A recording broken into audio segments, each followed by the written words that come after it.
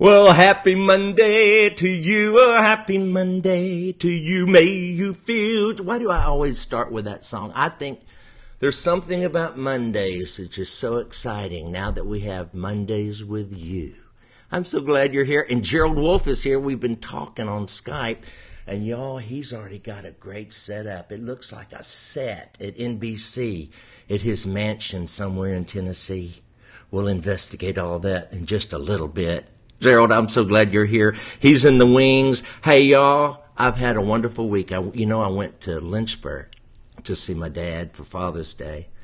And then we did Mondays with Mark last week. And I forgot to let my brother tell you the story of when we went camping. And once the show was over and I read the comments, Susan Norwood and some of you others mentioned that I forgot that story. So to get things kicked off, here's my brother Mike and my sister-in-law Natasha telling you a couple of stories they forgot to tell you last week.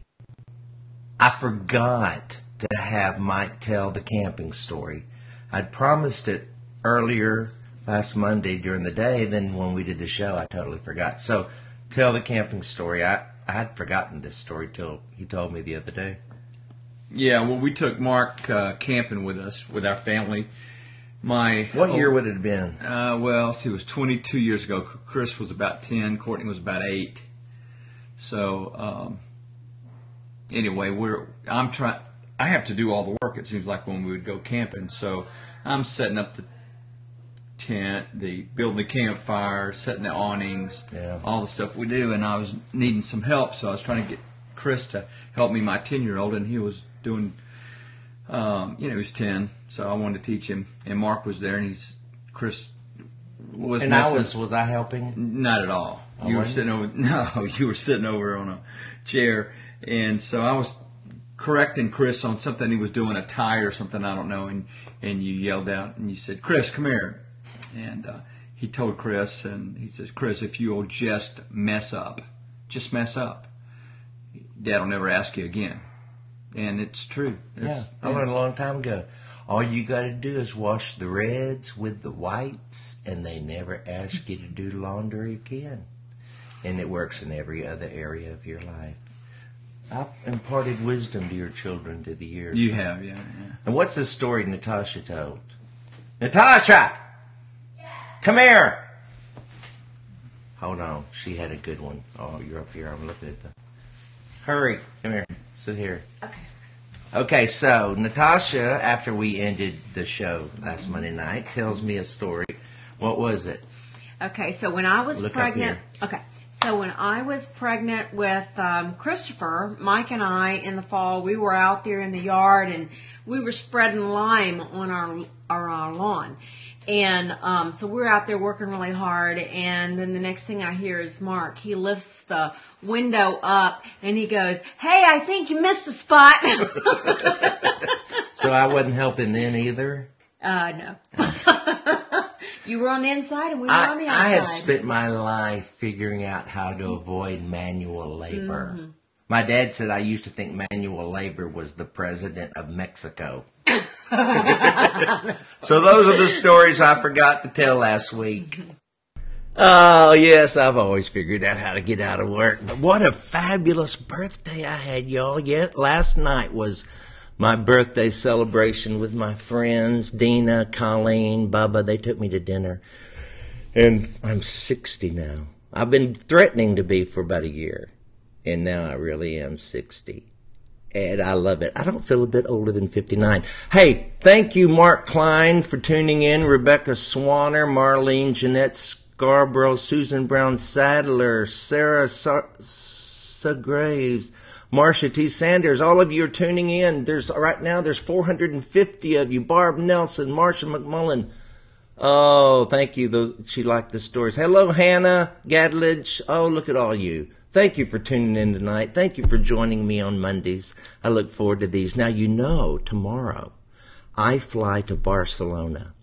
I'm going on a cruise, and it's not a gospel music cruise. It's just a normal cruise. I'm going with my Aunt Linda and my uncle, what's his name? Lewis, oh my goodness, I hope they're not watching. Lewis and Linda Kleeman, we're going on the cruise, and they organized this cruise. I'm just going, but we go to Barcelona, we're going to Prague on the cruise. We go, I don't know, it's a whole cruise in Italy and France and stuff, so I'll be gone. So I won't be, the next couple of weeks, I can't guarantee there's going to be a Mondays with Mark. I am going to take my phone, and I hear I have Wi-Fi. But 7 p.m. Central Time over there is 2 in the morning. So you may have to I'll try to post stuff as I can while I'm on this trip. Thank you for tuning in, everybody. Now listen, don't forget, we got the Mark Lowry Spring Fling Cruise coming up in March of 2019. It is going to be so much fun. The Ball Brothers, the Martins, Stan Whitmire, Taranda Green Bean is going to be on the cruise. And it's going to be a lot of fun. We're going to have karaoke, pajama karaoke. I can't wait to see all you guys in your pajamas. Make sure they're decent. But we'll have pajama karaoke. We're going to have games. We're going to have the Not So Newlywed game. I don't know how that's going to play, but it's going to be fun. And we're going to have a lot of concerts, a lot of time with my pastor, Brett Jones. Hopefully we'll have some Q&A time, and it's going to be a fun trip. So don't miss Mark Lowry's Spring Fling Cruise. Now, before I introduce my guest tonight, Mr. Gerald Crabb, who is a legend in gospel. Don't laugh yet. I haven't introduced you yet. He is a legend. For those of you who don't know who Gerald Crabb is, he is a legend. He's old. You know, if you hang around long enough, you get to be a legend. He's not really that old. He's only 55. And being a 60-year-old now, I can say that. But he is incredibly talented. He's not only a great singer, he's an incredible MC. He's got the group Greater Vision, which I've always thought that was an odd name, but I want to ask him about that.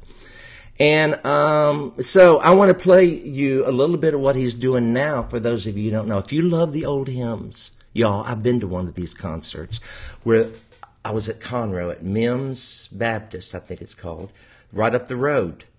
And he had that place packed out. Everybody had a hymnal. Remember hymnals? If you love the hymnal, you need to go to one of these concerts. Let me play you a little bit of that. Here's Gerald Wolfe's gospel music. This is from First Baptist.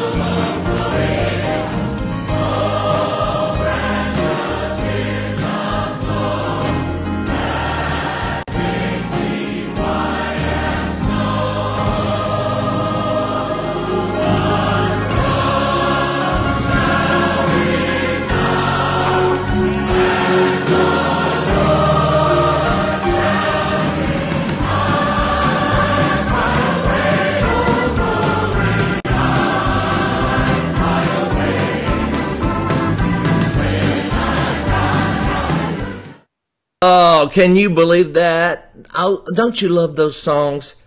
And the guy that makes that happen, look at his set, y'all. He has got books behind him. Have you read any of those books back there, Gerald? Oh, let's see. Yes, actually I have. I've read the Bible. Well, that's good. That's good. How are you, Gerald Wolfe? I'm doing great. You called me Gerald Crabb 3 times in that introduction. I did. Which was hilarious. You did. Gerald Crabb? You did. I love You Gerald really Crabb, but why do I do that? Is that part of getting 60? It must be. By the way, I got my special mug out for you. Oh, thank you. Happy birthday. And I got my Mark Lowry, this is the senior trip mug that we had from my Mark Lowry senior trip years ago. I remember those. Yeah, I do. That was cool. I was never old enough to go. But No, you weren't. You had to be 50 back then. Right. And I wasn't even old enough. Back then, I gave a senior trip that I wasn't even old enough to go to. But it was fun. Hey, listen, I want to thank you for being here tonight. And I asked my friends on the social media out there if they would give me some questions for you. And I did that on YouTube, and I got some good ones. I heard from a guy named Randy Parker, and he wanted to know something I thought I'd like to know too. What was something significant you learned from George Yonts or Glenn Payne? Significant. I'll tell you something. Well, both of them had unique gifts. Now, from George, I learned when to quit talking. And there's an art to that. Yeah. You know, especially when you're a storyteller like you are. Right. And like I do sometimes. You got to put in enough color to make it interesting. Right. Right?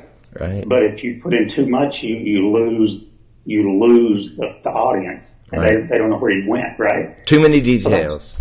Too many details, but you got to have enough. Right. You know, you got to paint the picture. And don't you think as you have told stories, you learn through the telling of them what words to edit out too? As you discover what doesn't work and you edit as you go. Yeah. Right. And so, I mean, George was a master at that. Right. And he could read a room so well, read an audience. Mm-hmm. And then from Glenn, I learned how to just be consistent. That was his big deal. Be the same every time. Yeah. Ooh, that's my hard. dad used to say that. He'd say, be the same. That way you don't have to remember who you were, which is true. Yeah. Well, what do you, have you ever had a bad night? Have you ever been sick? Or have you ever felt like you weren't able to give it all? You know, I did a concert one night with 104-degree temperature and literally slumped over the piano between songs, and Rodney would do the MC. And that was I've never missed a date, though, in all these years. 37 years. You've missed a date. I have. Well, most humans that are in it this long have. Yeah, sure. You know, I mean, but wow, that's pretty cool. Well, at least you know if you book Greater Vision, he's going to show up. I'll show up. That's one thing. I'll be in a pine box. Yeah. So let's go back. You joined the Cathedrals. That was your first big break, right? Yeah. 86. In 86, and I joined Vocal Band in 88. So you were with them 2 years before I showed up. Yeah. We did some dates together. Oh, I know. Yeah. And I remember Champion of Love. Now, when you first heard that song, did you love it or did it grow on you? No. Phil Cross pitched, actually Larry Goss pitched it.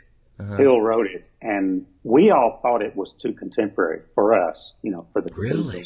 Well, this was what year? Goss, what year was this? It was in 87.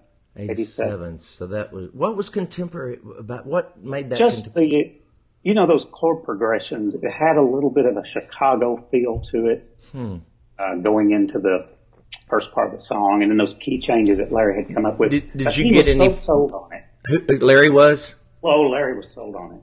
And Glenn said, well, we're not going to sing it. It's not a quartet song. And so Larry said, let the piano player do it. He's young. Let him do it. Wow. And so... and he knew you could sing. I mean, you had sung with them before? Well, Larry played at my wedding. I had known him a long time. Okay. And since I was 17. So, yeah, he knew I could sing some. Yeah. So that was his idea. You know. Well, that was a good idea. 30 years later, yeah. Now you've had, what kind of throat problems have you had recently? What's going on there? I'm glad you asked that. It's not really a throat problem, although it affects the throat. It's actually a neck muscle problem. These two big muscles right here. Okay. And they are in the doctors at Vanderbilt call it muscle tension dysphonia. They just get so tight that they cut off the air. Really? What causes them to do that?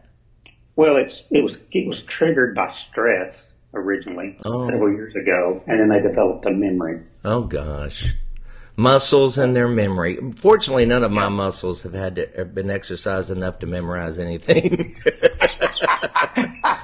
So you played with them mostly, and then you'd get up and sing this Chariots of Fire, incredible. I mean, it's the apex of the night, and George had to know where to program that. Yeah. And where do you go after that? It's good to go to intermission. Intermission, you're right. So now you carried over into your group the dress codes, like your guys can't wear blue jeans, right? Oh no, we can wear jeans. You could wear jeans, not on stage. But you could wear, even when I was at cathedrals, but they had to have a crease. Oh, that's You know, tacky. they had to be pressed. The crease is tacky, Well, is what I've heard. so I just never wore them because I didn't want to wear jeans with a You crease. did. Oh, I love jeans. I just feel so much more comfortable in jeans than any other pant. I don't know why. I think it's because they're so absorbent. That wasn't probably the right thing to say. Oh my goodness. Let's see if we got other. I'm sorry for calling you Gerald Crabb, even though Gerald Crabb's a wonderful man, but he's not the right Gerald. Do you feel like, Randy Parker had another question. Do you feel like you have invested your wisdom into up and coming young artists?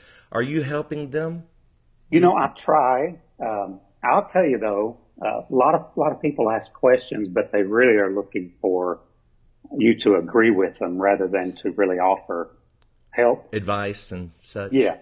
But there are some that I really believe in that are really going to do well. Joseph Habedank. Yeah. It's one of the kids that I've known since he was very small, and he still calls or he texts me every 2 days, you know, or 3. Yeah. And Yeah. so we have a great relationship. And then these, the Mylan Hayes family, those kids, I just love them. And Irwins, there's a lot of great young kids out there right now. And a lot of times you probably get that too. Kids come up and say, "How do I get started? How do I, do that?" And there is not a like you go to college 4 years, you get a music degree, and you join the vocal band.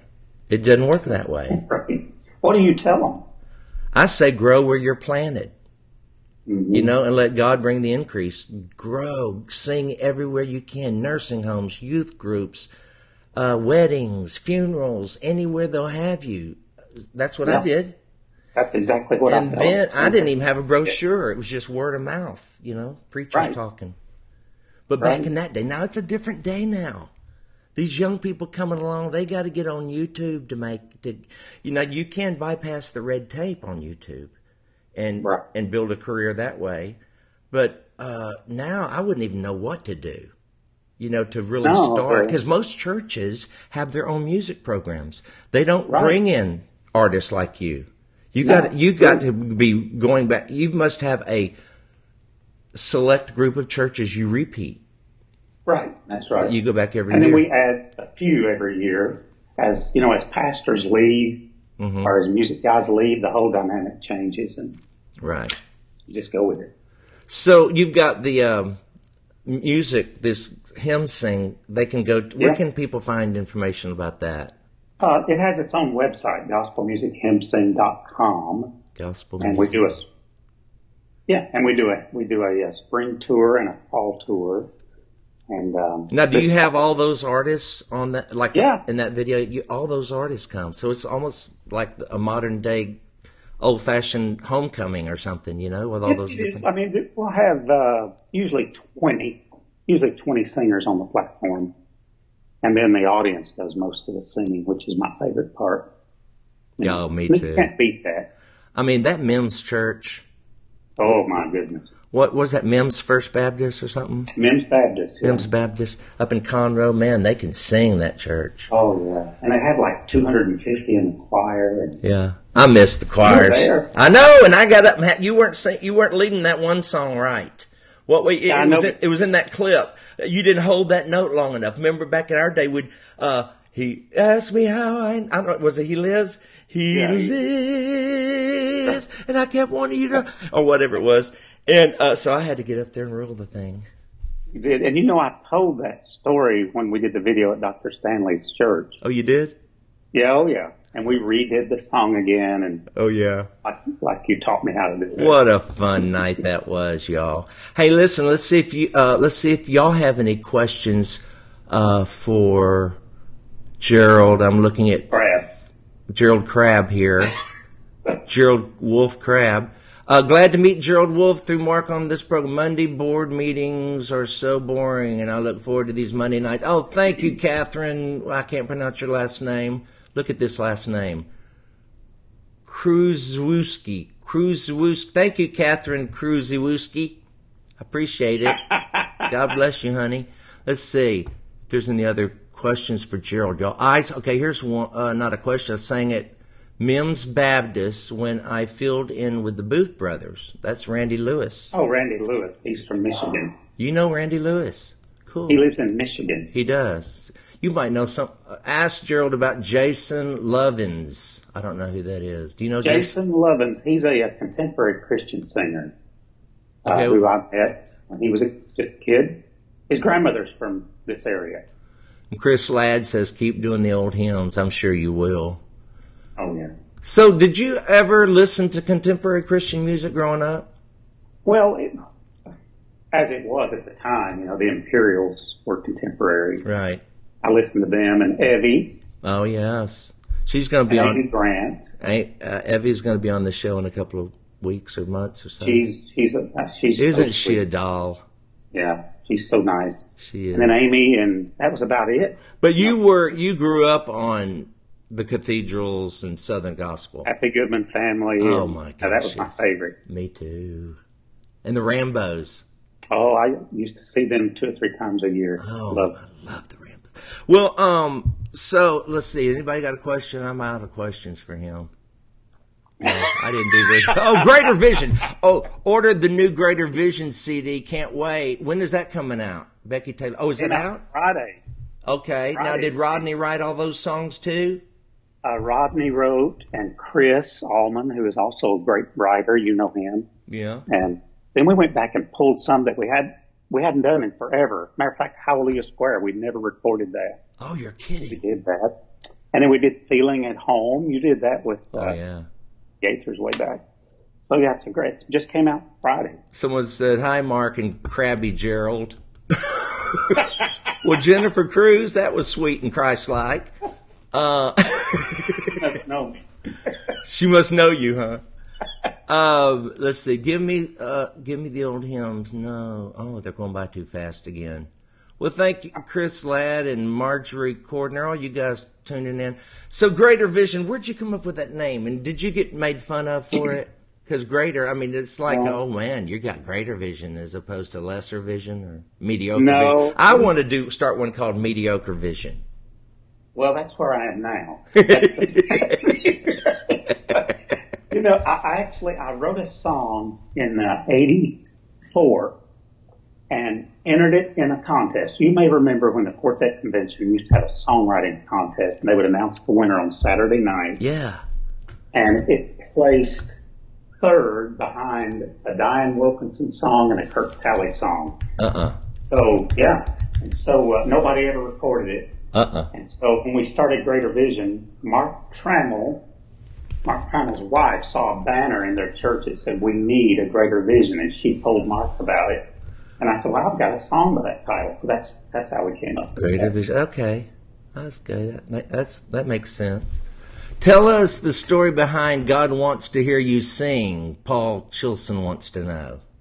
You know, Rodney wrote that, but I know the story. We were on a cruise, a Greek island cruise with Dr. Stanley, Charles Stanley, several years ago, probably 15 years ago. And we went to the place, it was Philippi, where Paul and Silas were put in jail, right? And the jail there was not really a jail like we know a jail. It's just really a hole in the ground. They would put the prisoners in there and then shackle them together and set a Roman soldier in the middle. So you know the story of how at midnight they sang a hymn and the shackles fell off. And so Rodney stood there and was taking notes while Dr. Stanley was talking. And he came up with that idea. Well, if you have shackles in your life, no matter what they are, whether it be health or financial worry or problem with your children or something, just sing. You know, God wants to hear you sing, even on the bad days. Oh, yes. And then he shows up. He always shows up. So that's where that song came from. Well, now, do you write a lot? I have written 3 songs. You have written. Don't you love having written? I hate writing. I love having written. Right. So you've written... Remember, Huh? they're not. One Christmas song, but then a guy kind of stole the idea from me, so I let it go. What Christmas song could that be? Well, it was going to be Joseph, Did You Know? Then Yeah, I'm working on Joseph, did you know? Moses, did you know? And Jesus, we know you knew. But they're not turning out good. A little bit of House of Gold. Can't sing tonight. I'd rather be. Someone said sing a little bit of House of Gold. In a deep dark grave. I should go to the piano. And to know that my poor soul was saved. Now, are you not singing anymore? You know, I'll do one a night, sometimes two, but usually one. So who did you hire who can sing like you? Who does it? I hired, thankfully, he sings better than me. This guy right here, his name is John Epley. He's good, huh? Great baritone. Baritone. Really? So I thought Rodney sang baritone. No, Rodney's always really been the middle, the second. So he's like the lead singer? Yeah. Okay. And I always actually sang the baritone part because my voice is a little broader on the low end. You have a great voice. I love that big, wide tone. Wide, and so, you know. Now, how tall are you really? Have you ever sung I'm only 4'11", but I'm going to heaven? That makes me feel 10 feet tall. No, who wrote it? You don't know that song? No. Evie Tornquist? No. I'm only 4'11", but I'm going to heaven. That makes me feel 10 feet tall. You've never heard that? I thought you were an Evie fan. I am a fan. You don't remember that one? What were some people? That one. What was that? People who need people. On the wall. Oh, that's mirror, mirror on the wall. Remember that one? I know who is Lord. This has nothing to do with you. What am I off on Evie for? So, are you? I was just going to be on a couple of weeks. You are going to be doing this forever, right? You don't ever want to retire. No, ever. And do what? Because you said you went on a sabbatical, right? I did. And I'm going on one for next year. So you think I'm going to be miserable? Yes, I do. Because you're gifted. Well, I'm still going to be doing Mondays with Mark. You know, I'm going to be here every Monday, seeing everybody. And you can reach more people through this than you can on the tour bus. Yeah, but you can't get the interaction. No, that's true. Well, I'm still going to tour, but I'm just taking a year off to see what that's like. You know? You know what you should do, Mark? You should set up a camera like the one I've got here in a room with an audience. Yeah. That way you can see them. And they you got to have this, don't you? So are you addicted to it? Or is it really, I know I was called to do this. I'm sure you were called to do this. You can't do this for very long because it's not as glamorous as it looks. It looks really glamorous when you're a kid like I was, sitting on the front stage and the Singing Rambos came out and Dottie had the big bed spring curls with the pearls going through it and Vestal had the hair high and lifted up and it's that sparkly black beaded gown she wore. Remember that black beaded gown she wore? Yes, I do. Oh, not a stitch of makeup on that face and a grin as big as Texas and then that voice. Oh my gosh. But y'all, it's not work. Now digging ditches is work. I understand that. But not 300, how many days a year are you out here doing this now? Well, we do 175 concerts, so probably 190 days. What's the most you've ever done? 218. What was that cathedrals? No, that's Better Vision. Most I ever did with cathedrals was 260. Oh, well, you said 260 with the cathedrals, and you had 28 days. Oh my goodness! Actual concerts or days on the road? Just days. Yeah. So, you need a calling to do it, but you love the road, right? Now, does your wife like you to go? Oh yeah. Yeah, she's Let's get her over here. Have her come over here and give her testimony. I don't think she'll come over here. Come on over, honey. There's nobody sees this program. Come here. She's got poison ivy. This ain't NBC. She's got poison ivy. Come on over. Stick your head in here. Stick your head in. Poke your head in. Is she gonna poke her head in? I've given her room. Hey, darling, where is your poison ivy? Here, scooch in the middle so we can see you. Oh, well, here, I'll put you on the whole screen. Hold on. It's where all over. How'd you get all that? She got it working in the garden. She was working in the flower beds.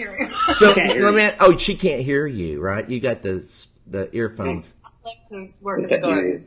Put that in here. So now he goes on the road, 170. What are you doing while he's out there on that road? Oh, my stars.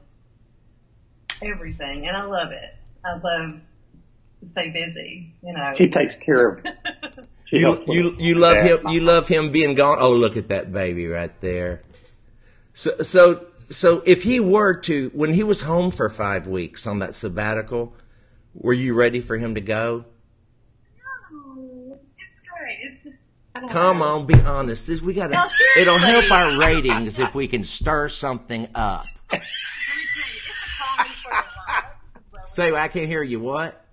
It is a calling for the wives as well as for you all in the business. Yeah.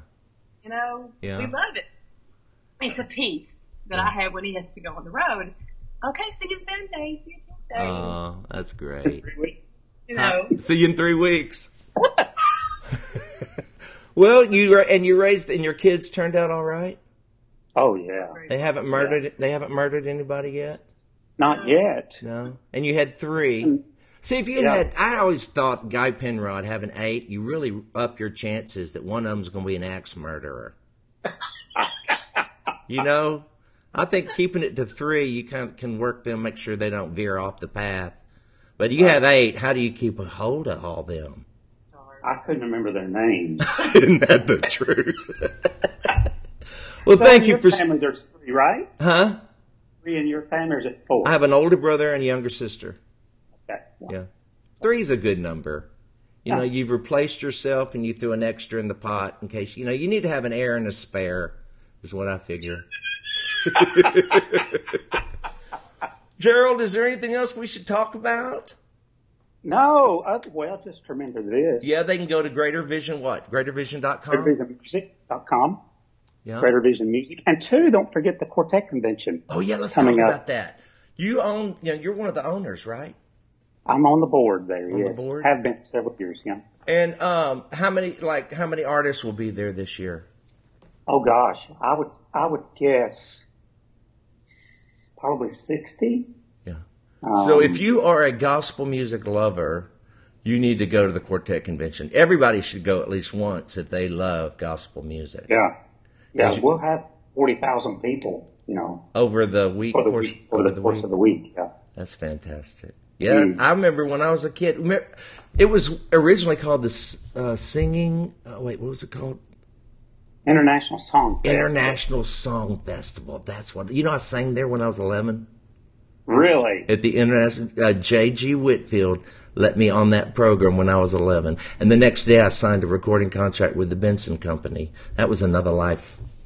It's just an episode. I remember the Goodman's Howard used to introduce festivals, and he would say at the International Song Fest in St. Louis, Missouri. In Missouri. 1,000 fans Well, said. you know what? Oh, I know what I want to get you to do. Tell us a good George Yance story.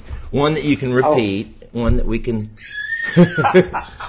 Tell us some... Because you traveled with George Yance. Did you ever just stop yourself and say, good night, I'm on the bus with George Yance and Glenn All the Payne? time. Yeah.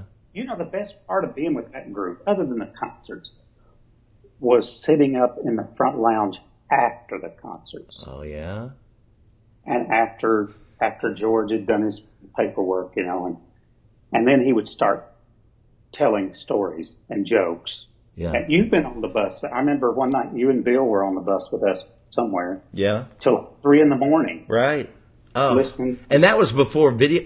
Probably before camera phones, so we could have captured all that. I had a video camera, you know, one of those big shoulder mounts that I paid $1,500 for. Right. Just so I could capture some of those things. Did yes. you? I still got them, yeah.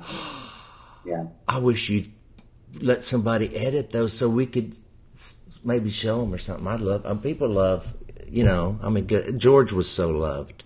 He was amazing. And one of the most, what I call common.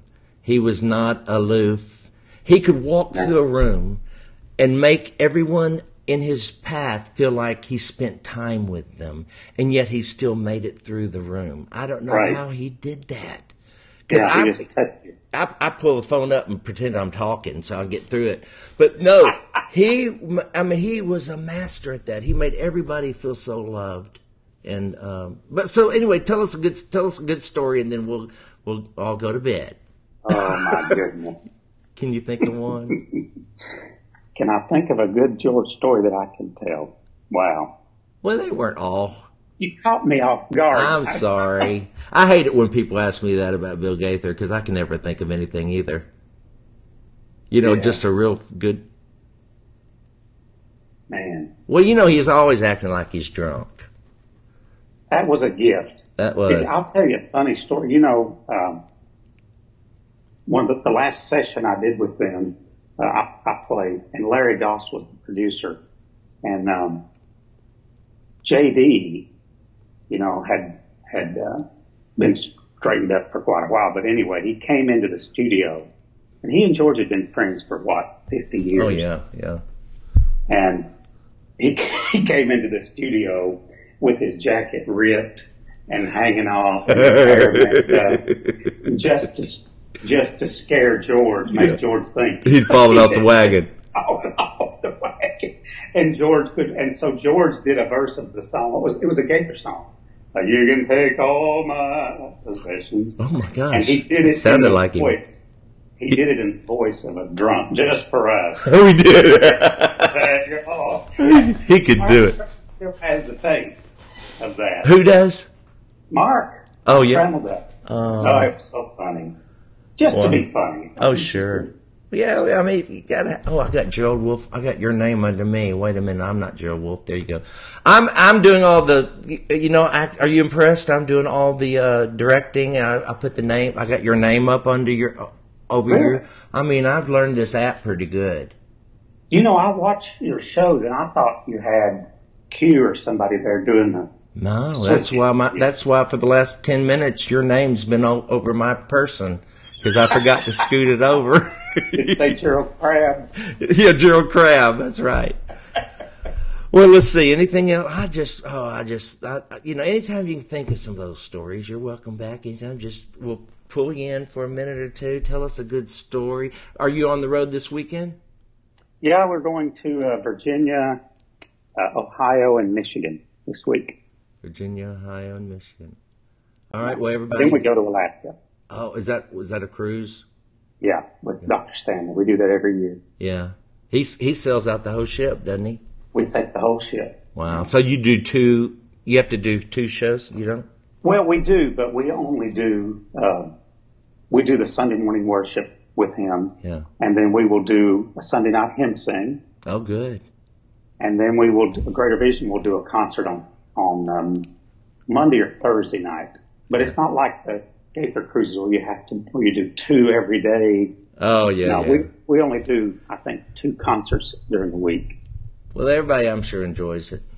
I've enjoyed having you on my Mondays with Mark, and we've had everybody. Thank you for tuning in. I wish we could play one of your songs, Gerald, but copyrights won't let us. YouTube will tag you if you play any music. But y'all go to GeraldCrabb.com. No, it's Gerald. What is it? It's Greater Vision Music. Greater Vision Music.com. And man, there's some good music. That Lazarus song was a big one for you guys. Huge. Gosh, that's a great song. Rodney wrote that too, didn't he? He did, and that was 20 years ago. A great song never dies. True. All right, y'all. Love you. Hey, I'll see you all when I get back from my cruise, and I'll try to post stuff along the way. But Mondays with Mark is off for the summer till sometime in July. I'll let y'all know. Thank you, Gerald. Love you. God bless.